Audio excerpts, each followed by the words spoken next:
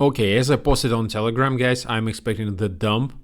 Longs are trapped, so let's dip. Yep, perfect. Fantastic. Look at this shit. Easy. Now I'm waiting for reversal. Yep, now you can see longs are going to be dominating probably.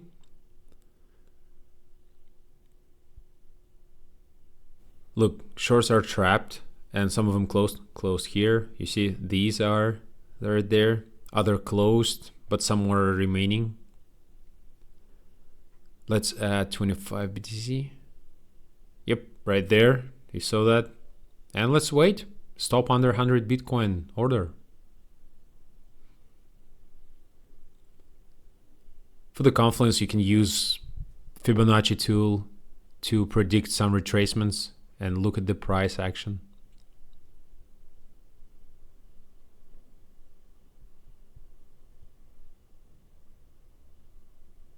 Oh, easiest trade of my life.